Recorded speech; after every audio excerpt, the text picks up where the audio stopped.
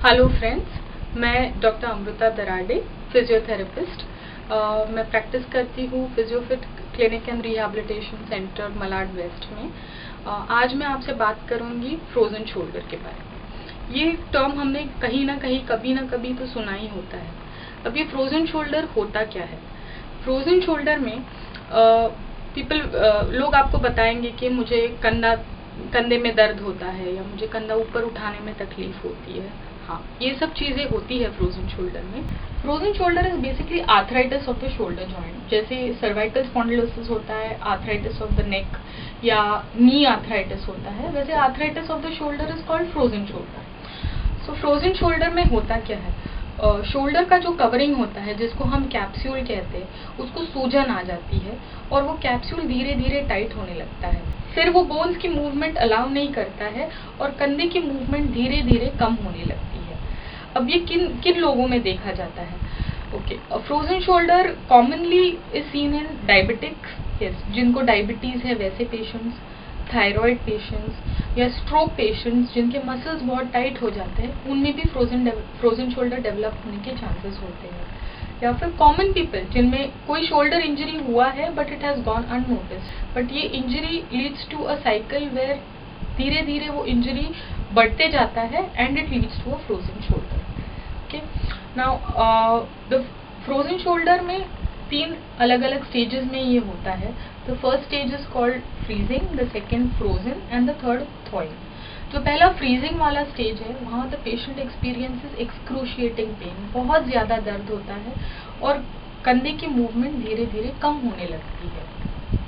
The second stage is the frozen stage, जहाँ the pen is constant, बहुत ज़्यादा दर्द नहीं होता है पर पूरा दिन दर्द चलते रहता है और मूवमेंट बहुत ज़्यादा रिस्ट्रिक्ट हो जाता है। सिंपल थिंग्स जैसे हाथ सर के पीछे ले जाना या हाथ बैक के पीछे कमर तक लेके जाना या सामने से या साइड से हाथ उठाना, ये धीरे धीरे कम होने लगता है और पेशेंट को सिंपल चीज़ें जैसे कपड़े पहनना या ऊपर से कुछ निकालना, ये सब में दिक्कत आने लगती है।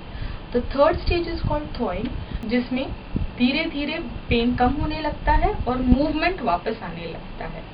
द बेस्ट पार्ट इज ये पूरा प्रोसेस जो है वो नेचुरली चलता है और वो अपने आप कम होने लगता है। बट ये प्रोसेस के लिए कभी कभी 1.5 से 2 साल लगते हैं, बट हम इतना टाइम नहीं दे सकते क्योंकि साइमल्टेनियसली मसल्स वीक होने लगते हैं। मतलब हाथ उठाने के लिए जो ताकत लगती है वो धीरे धीरे कम होने लगती है। इसीलिए उसका ट्रीटमेंट वक्त पे होना चाहिए और जितनी जल्दी हो उसका उतना असर ज़्यादा अच्छा होता है। द फर्स्ट स्टेज में जब पेशेंट आता है, जब बहुत एक्सक्रूशिएटिंग पेन है, वहाँ हम पेन किलर्स देते हैं। अगर पेन बहुत ज़्यादा है तो कभी कभी शोल्डर में कुछ पॉइंट में कॉर्टिकोस्टेरॉइड्स के इंजेक्शन दिए जाते हैं, but that is for the orthopaedic surgeon to decide. और फिर एक सिंपल एक्सरसाइज प्रोग्राम दिया जाता है जो पेशेंट घर पे फॉलो करता है और बिल्कुल ठीक हो जाता है।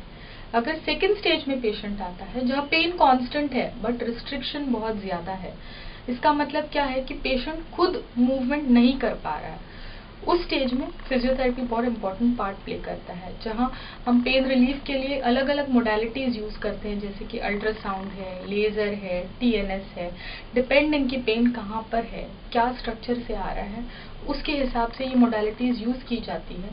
फिजियोथेरेपिस्ट खुद कुछ मोबिलाइजेशन एक्सरसाइजेस आपसे करवाएगा क्योंकि पेशेंट अपने आप नहीं कर पा रहा है, तो कुछ एक्सरसाइजेस आपसे करवाई जाएंगी क्लिनिक में, कुछ एक्सरसाइजेस आपको घर पे दी जाएंगी जो आप कर सके, होम प्रोग्राम के तौर पे घर पे कर सके। तो ये एक्सरसाइजेस सारी आपको कंटिन्यू करनी है और धीरे धीरे दर्द कम होता जाएगा और मूवमेंट इम्प्रूव होता जाएगा। बट ये बहुत इंपॉर्टेंट है कि आप आपके एक्सरसाइजेस रेगुलरली करें और पेन जाने के बाद भी 3 महीने तक एक्सरसाइजेस कंटिन्यू करें, क्योंकि ये पैटर्न देखा गया है कि ये रिस्ट्रिक्शन वापस आता है। तो अगर आप एक्सरसाइजेस करते रहेंगे, अगर डिफिकल्टी आ रहा है तो हम उसको जल्दी सॉल्व कर सकेंगे। द थर्ड स्टेज, जहाँ पेन इतना एक्सक्रूशिएटिंग है कि पेशेंट कुछ नहीं कर पा रहा और कंधा ऑलमोस्ट लॉक हो जाता है, मूवमेंट नहीं कर पाता है। In this case the surgeon has to perform manipulation under general anaesthesia. अब ये क्या होता है? एक जनरल एनेस्थीसिया दिया जाता है and the shoulder is rotated और moved by the orthopaedic surgeon so that the range becomes free. अंदर जो जकड़न आई है उसको खोल दिया जाता है, and then the patient has to continue with physiotherapy. The protocol is the same, जहाँ घर पे patient exercises continue करता है and follows up at the physiotherapy department and with an orthopedic surgeon. In some very rare cases where the pain is excruciating or range improve नहीं होता है, surgery is required. But the best part about frozen shoulder is जितनी जल्दी हम उसको pickup करें, उसका treatment उतना ही शॉर्ट होता है और उतनी ज़्यादा इफेक्टिव रिजल्ट्स मिलते हैं. तो what I would request you is कि अगर आपको ऐसे टाइप का कोई भी पेन है जो डल एकिंग काइंड ऑफ पेन है, जो अबाउट 7-8 दिन हो गए हैं और कम नहीं हो रहा है, kindly do not neglect it. Most of the times the frozen shoulder gets neglected because patient अपने आप जाके एक्सरे निकाल के आता है, एक्सरे पे सब नॉर्मल आता है, इसलिए उसको लगता है अंदर कोई तकलीफ नहीं है, ये तो बस कोई सुपरफिशियल पेन है जो अपने आप खत्म हो जाएगा. But please do not neglect any pain that lasts for more than 7 to 10 days. Consult your orthopedician or your physiotherapist so that the problem can be solved as early as possible with as less difficulty as possible. Thank you. So hope to see you with another topic in the next session.